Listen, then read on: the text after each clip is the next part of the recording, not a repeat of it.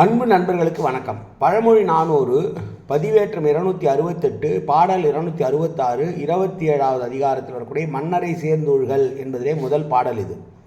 கொடி தின் தேர் மன்னரால் கூட்டுண்டு வாழ்வார் எடுத்து மேற்கொண்டவர் ஏய வினையை மடித்து ஒழுதல் உண்டாம் மணியாள் கல்லை குடித்து குழைவாரோ இல்.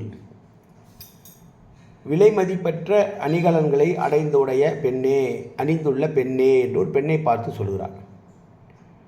மயக்கம் தரக்கூடிய கல்லினை குடித்துவிட்டு யாராவது சோம்பி இருப்பார்களா? அப்படி யாரும் இருக்க மாட்டார்கள்.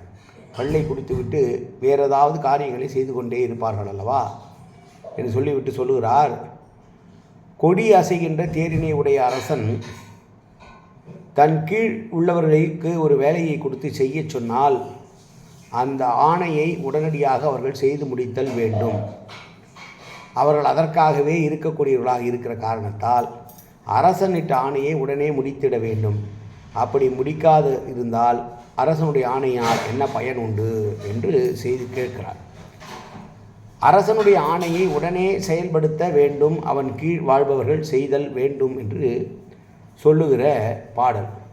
அரசனை ஒழுகி இருப்பவர்கள் என்றால் அரசனோடு இருப்பவர்கள் செய்ய வேண்டும் என்று சொல்லக்கூடிய வரிசையில் அரசன் ஒரு காரியத்தை சொன்னால் உடனடியாக அதை முடிக்காவிட்டால் அவனால் ஏவப்படுகிறவர்களுடைய நிலை என்ன? மீண்டும் அந்த ஆட்சியினுடைய நிலைமை எப்படி இருக்கும்?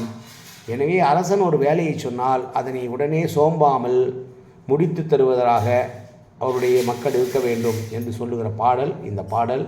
மீண்டும் பாடலை பார்ப்போம். கொடி தின்தேர் மன்னரால் கூட்டுண்டு வாழ்வார் எடுத்து மேற்கொண்டவர் ஏய வினையை மடித்து ஒழிதல் வேண்டாம் மானிழாய் கல்லை குடித்து குழைவாரோ இல். நன்றி, வணக்கம்.